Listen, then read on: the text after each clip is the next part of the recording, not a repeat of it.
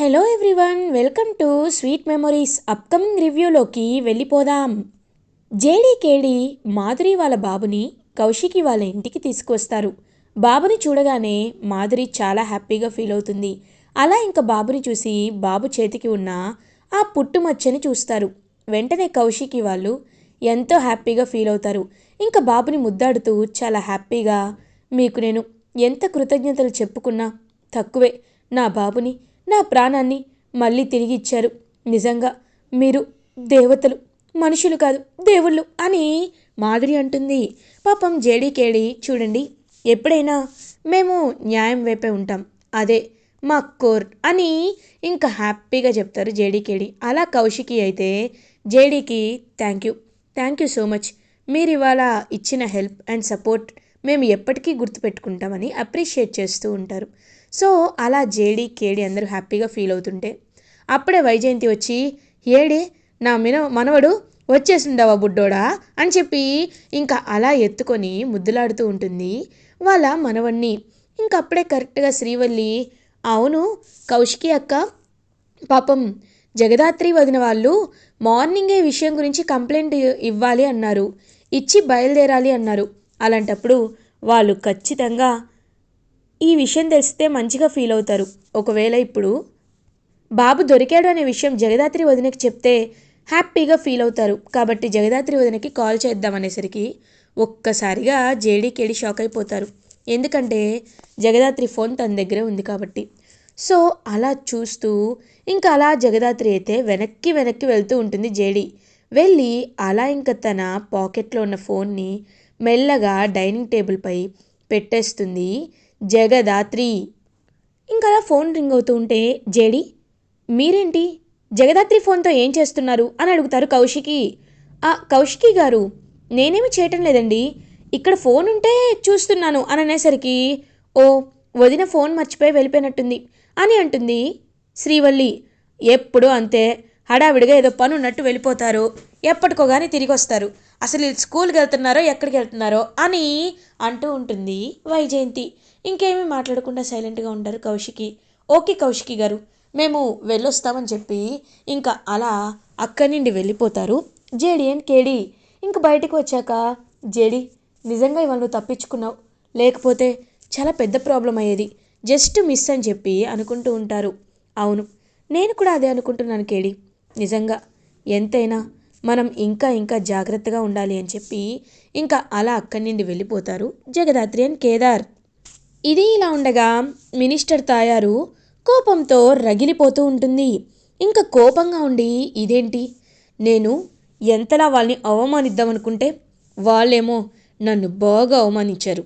ఆ కౌశికి జగదాత్రి ఇద్దరు కలిసి నన్ను చాలా చాలా ఇబ్బంది పెట్టారు.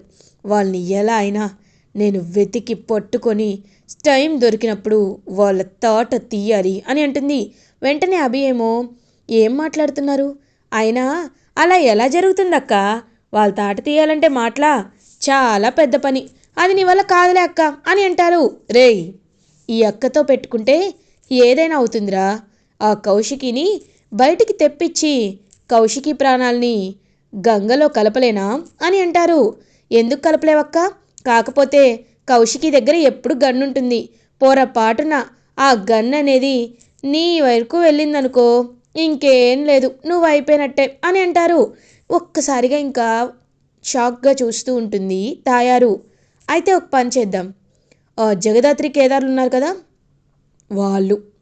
వాళ్ళని మనం చక్కగా లేపేద్దాం, కిడ్నాప్ చేసి వాళ్ళని విడిపించుకొని వెళ్ళాలంటే 50 కోట్లు ఇవ్వమని అడుగుదాం, అప్పుడు ఖచ్చితంగా ఇస్తుంది కదా అని అంటుంది మినిస్టర్ తాయారు. ఈ ఐడియా ఏదో బాగానే ఉందక్క, కాకపోతే మనం చాలా జాగ్రత్తగా చేయాలి అని అంటారు. ఖచ్చితంగా చేద్దామని చెప్పి ఇంకా అలా మినిస్టర్ తాయారు జగదాత్రి కేదార్లని కిడ్నాప్ చేయాలి అని గట్టిగా ఫిక్స్ అవుతుంది. ఇది ఇలా ఉండగా మార్నింగ్ అవుతుంది. మాధురి ఇంకా జగదాత్రి దగ్గరికి వచ్చి, వదిన ఏ నోటి చలువుతో ఉన్నావో, ఈరోజు రాత్రికల్లా బిడ్డ నా బెడ్పై పడుకొని ఆడుకుంటూ ఉంటాడు అని చెప్పావు, నువ్వు చెప్పినట్టే జరిగింది, నిజంగా నాకు చాలా అంటే చాలా సంతోషంగా ఉంది వదిన అని అంటే ఇంకా అలా జగదాత్రి కేదార్ చూస్తూ ఉంటారు. అవును, బాబుకి ఇవాళ మేమే స్నానం చేపిస్తాం అని చెప్పి అత్తయ్య మావయ్యగా అంటే మేనత్త మేనమామగా ఇంకా హ్యాపీగా కేదార్ జగదాత్రి ఇద్దరు కలిసి ఆ చిట్టి బాబుకి స్నానం చేపిస్తూ ఉంటారు. అదంతా చూస్తూ యువరాజ్ అయితే, ఏయ్, వాడికి స్నానం చేపిస్తే నేను చేపించాలి, నువ్వేంటి అని అంటారు. లేదు లేదు, ఎవరైతే ఏంటి అని అంటుంది పాపం జగదాత్రి. అలా కుదరదు, ఎవరైతే ఏంటి అని అనుకోము, ఎందుకంటే మీరు వేరు మేం వేరు, వాడికి మేనమామంటే నేను నేనే చేయిస్తాను అని అంటాడు యువరాజ్. ఇంకా వెంటనే అలా చూస్తూ ఉంటాడనమాట సుధాకర్. చూడు, జగదాత్రి కేదార్లు ఎంతలా ఎంతలా మనకి సహాయం చేశారో నీకు తెలీదా? ఎంతలా వాళ్ళు వెళ్ళి కంప్లైంట్ ఇచ్చారో మీకు తెలీదా? తెలుసు కదా, తెలిసినప్పుడు ఎందుకు ఇలా అంటున్నారు? జగదాత్రి కేదార్ వల్లే ఇవాళ బాబు మన ఇంటికి చేరాడు, లేకపోతే బాబు మన ఇంటికి చేరేవాడే కాదు. కాబట్టి నేను చెప్పేది వినండి. అమ్మ జగదాత్రి కేదార్, ఫస్ట్ మీరు చేయించండి అని అనేసరికి ఇంకలా చూస్తూ ఉంటారనమాట. ఒక్కసారిగా ఇంకా యువరాజ్ కోపంగా లోపలికి వెళ్ళిపోతాడు. ఛ, ఏంటిది అని యువరాజ్ ఫీల్ అవుతుంటే ఇంక వెంటనే అలా వస్తుందన్నమాట నిషిక. నువ్వేమీ ఫీల్ అవద్దు యువరాజ్, ఇలాంటివన్నీ మనకి మామూలే కదా. మనమేంటో వీళ్ళకి ఖచ్చితంగా ప్రూవ్ చేసుకొని వీళ్ళని మనం ఎలా అయినా ఓడిద్దాం, సరేనా అని అంటారు. సరే, నాకైతే అర్థమైంది, కానీ మన దగ్గర కూడా డబ్బులు ఉండాలి, అప్పుడే మనకి వాల్యూ అని అంటారు. డబ్బులదేముంది, నేను బిజినెస్ స్టార్ట్ చేస్తున్నాను కదా, ఖచ్చితంగా ఆ డబ్బులు మనకు వస్తాయి, మన లైఫ్ అంతా సెటిల్ అయిపోతుంది.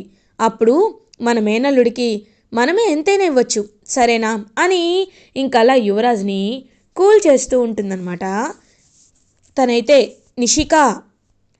ఇది ఇలా ఉండగా జగదాత్రి కేదార్ ఇద్దరు కలిసి అలా ఇంకా బయలుదేరుతూ ఉంటే కౌశికి, కేదార్ ఎక్కడికి వెళ్తున్నారు అని అడుగుతారు. ఏం లేదు వదిన, చిన్న పనుంది వెళ్తున్నాం అని అనేసరికి నేను దారి మధ్యలో దిగిపోతాను, నన్ను ఒక ప్లేస్లో డ్రాప్ చేయరా, ఎందుకంటే కార్ సర్వీసింగ్కి ఇచ్చాను అంటారు. ఓకే వదిన, రండి అని చెప్పి ఇంకలా వాళ్ళ కార్లో అయితే జగదాత్రి కేదార్ని తీసుకొని వెళ్తారు. సో అలా వెళ్ళి చూసేసరికి అక్కడ దారి మధ్యలో కొంతమంది రౌడీలు ఉంటారు. ఇంకా అలా వెంటనే కేదార్ కార్ని దూరంగా ఆపేస్తాడు. ఆపేసి, వదిన, కార్ ఏదో ట్రబుల్ వచ్చినట్టుంది, మీకు క్యాబ్ బుక్ చేస్తాను, మీరు వెళ్ళండి వదిన, మేము కార్లో వచ్చేస్తామని ఇంకా కౌశికికి క్యాబ్ని బుక్ చేస్తారు. క్యాబ్ని బుక్ చేసి ఇంకా జగదాత్రి కేదార్ కావాలనే అలా వెళ్తూ ఉంటారనమాట. వెళ్ళి చూస్తారు. చూసేసరికి ఒక్కసారిగా అక్కడ షాక్లో ఉండిపోతారు. ఎందుకంటే వాళ్ళకి క్లోరోఫామ్ అంటే మత్తు మందుని ఇచ్చేసి ఇంకా వెంటనే జగదాత్రి కేదార్ని కిడ్నాప్ చేసి తీసుకువెళ్ళిపోతుంది మినిస్టర్ తాయారు అండ్ మనుషులు. ఇంకా అలా కళ్ళు తెరిచి చూసేసరికి ఒక చీకటి ఏరియాలో ఉంటారు. మొత్తం చూస్తూ ఉంటే అభి ఎదురుగా ఉంటాడు. ఏయ్, ఎందుకు ఎందుకు రా మమ్మల్ని కిడ్నాప్ చేశావు అని అడుగుతుంది జగదాత్రి. ఎందుకేంటి, ఆ కౌశికి మేము ఎంత భయపెట్టినా లొంగటం లేదు కదా, మాకు 50 కోట్ల డబ్బులు ఇవ్వటం లేదు కదా, అందుకే ఇలా చేస్తేనైనా డబ్బులు వస్తాయనే చేశాం, మిమ్మల్ని ఆవిడ విడిపించుకొని వెళ్తుంది, మీరేమీ కంగారు పడాల్సిన అవసరం లేదు అని చెప్పి అలా ఇంక చూస్తూ ఉంటే కేదార్ జగదాత్రి ఇద్దరూ ఒకరినొకరు చూసుకుంటారు. ఏంటలా చూస్తున్నారు? ఓ, కొడదామనా ఏంటి, మీరు నన్ను కొడతారా? కొట్టేంత సీన్ మీకుందా? అయినా చూసారా, 10 మంది రౌడీలున్నారు, మీరేమీ చేయలేరు అని అంటాడు. అలా కావాలని అభి ఇంకిద్దరు చూస్తారు, గట్టి గట్టిగా నవ్వుతారు. ఒక్కసారిగా షాక్ అయిపోతుందన్నమాట. వెంటనే తాయారు, ఏయ్, ఏంటి ఏంటి కళ్ళల్లో తెగింపేంటి, ఎవరిని చూసుకొని మీకా పొగరు అని అడుగుతుంది తాయారు. మేమొక సాదాసీదా మనుషులం, అలాంటిది మమ్మల్నే తాళ్లతో కాళ్ళు చేతులు కట్టేశారంటే మీరు ఎంత ఎంత మంచివాళ్ళో నాకిప్పుడు అర్థమైంది. మీకు అసలు తెగింపే లేపు, మీరు ఎప్పుడూ భయపడుతూ ఉంటారు, అందుకే కదా ఇలా చేస్తున్నారు అనేసరికి ఒక్కసారిగా మినిస్టర్ తాయారు ఈగో అయితే హర్ట్ అవుతుంది. ఇంకా అభి, అక్క కావాలని వీళ్ళని రెచ్చగొట్టాలనుకుంటున్నారక్క అని అంటారు. రే, నువ్వు ఆగరా, ఏంటి నాకు ధైర్యం లేదా అని అంటారు. అవును, ఒకప్పుడు మా అమ్మ విషయంలో కూడా ఇలాగే చేశావు. ధైర్యం లేక వెన్నుపోటు పొడిచావు. ఇప్పుడు కూడా నీకు ధైర్యం లేదు. అందుకే వెన్నుపోటు పొడవాలి అనుకుంటున్నావు. మమ్మల్ని చంపి నువ్వేం చేస్తావు? ఏం చేయడం కూడా పక్కన పెట్టు. నువ్వసలు ఏమీ చేయలేవు అని రెచ్చగొడుతూ ఉంటారు. ఇంక ఒక్కసారిగా చాలా అంటే చాలా కోపం వస్తుంది మినిస్టర్ తాయకి. రేయ్, వాళ్ళ కట్లిప్పురా, కట్లిప్పి అప్పుడు నేనంటే ఏంటో వాళ్ళకి ఖచ్చితంగా చూపిస్తాను అని చెప్పి ఇంకా వెంటనే అలా కట్లని ఓపెన్ చేయమంటారు. ఇంకా జగదాత్రి కేదార్ జేడి కేడీగా మారిపోతారు.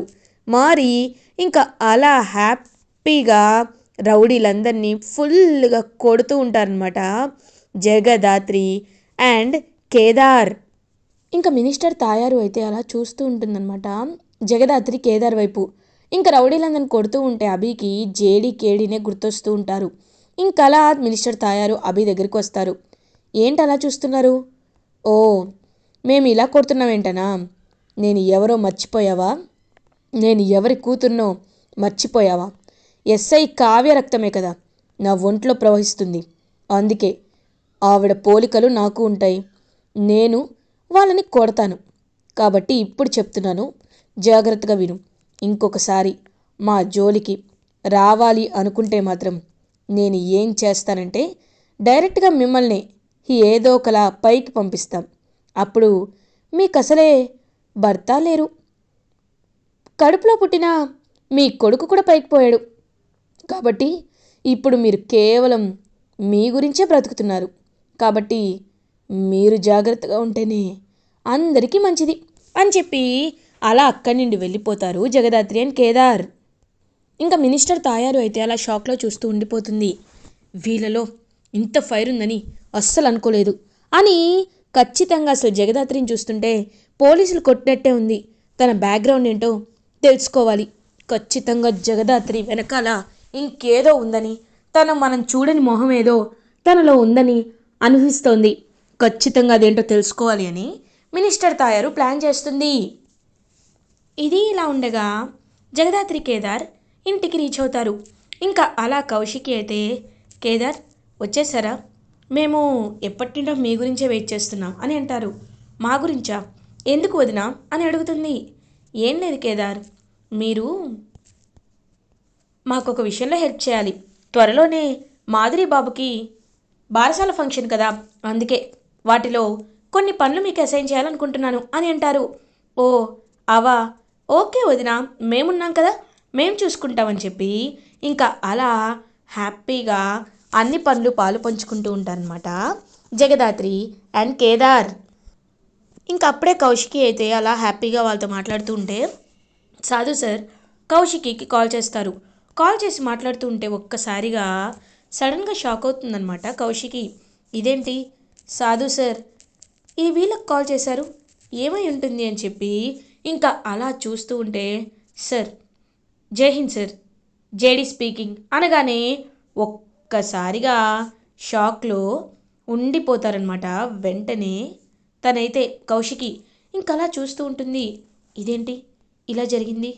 అంటే జగదాత్రి జేడీ ఒక్కరేనా అని అతి పెద్ద నిజాన్ని తెలుసుకొని షాక్లో ఉండిపోతారు కౌశికి. ఇంకలా వెనక్కి తిరిగి చూడగానే కౌశికిని చూసి ఒక్కసారిగా షాక్లో ఉండిపోతారనమాట. అలా జగదాత్రి అండ్ కేదార్ ఎందుకు ఎందుకు నా దగ్గర ఈ విషయాన్ని దాచిపెట్టారు? నాతో ఎందుకు ఈ విషయం చెప్పడానికి తడబడ్డారు? నిజం చెప్పండి. ఎందుకు? మీరు జేడీ కేడీ అని తెలిస్తే మేమే ఎంతో హ్యాపీగా ఫీల్ అవుతాం కదా, అలాంటిది ఎందుకు ఈ విషయాన్ని దాచిపెట్టి నన్ను పరాయిదాన్ని చేశారు అని అడుగుతారు. వదిన, మేము నిన్ను పరాయి వాళ్ళం చేయలేదు వదిన, కానీ ఒకటి మాత్రం నిజం వదిన. అది ఏంటి అంటే, ఇంకా అలా ఫ్యామిలీ మెంబర్స్ అందరూ కలిసి చూస్తూ ఉంటారు జగదాత్రి కేదార్ వైపు. వదిన, వాళ్ళెవరితో నిజం చెప్పకండి వదిన, ఎందుకంటే మా ప్రొఫెషన్ వల్ల అందరినీ నేను ఇబ్బంది పెట్టాలి అనుకోవటం లేదు. అందరూ బాగుండాలని కోరుకుంటాను. ఒకవేళ నేనే జేడీ కేడీ అని అందరికీ తెలిస్తే మమ్మల్ని ఏమీ చేయలేక ఆ మీనన్ లాంటి వాళ్ళు మిమ్మల్ని టార్గెట్ చేస్తారు. మీరు టార్గెట్ అవ్వడం నాకు ఇష్టం లేదు వదిన. అందుకే అందుకే నేను ఇలా చేస్తున్నాను. మీరు కూడా ఎవరికి చెప్పకండి అనేసరికి పాపం అలా చూస్తూ ఉంటుంది కౌశికి. చూసి నిజంగా మీరెంత గ్రేటో నాకు ఇప్పుడు అర్థమైంది. మీకు సెల్యూట్ చేయాలనిపిస్తుంది. సరే, ఈ విషయం నేనెవ్వరికీ చెప్పను అని చెప్పి ఇంకా అలా వాళ్ళకైతే మాటిస్తుందన్నమాట కౌశికి. ఇంకా పాపం చాలా హ్యాపీగా ఫీల్ అవుతారు జగదాత్రి అండ్ కేదార్. హ్యాపీగా మాధురి వాళ్ళ బాబుకి ఉయ్యాల ఫంక్షన్ చేయడానికి ప్రశాంతంగా అందరూ కలిసి పనులు పంచుకొని చేస్తూ బాబుని ఉయ్యాలలో వేసి అందరూ హ్యాపీగా వాళ్ళ టైంని స్పెండ్ చేస్తూ ఉంటారు. ఇలా ఎపిసోడ్ ఎండ్ అవుతుంది. ఫర్దర్ ఎపిసోడ్ రివ్యూస్ ముందుగా మీకు కావాలి అనుకుంటే మా ఛానల్ని సబ్స్క్రైబ్ చేసుకోండి. Thanks for watching.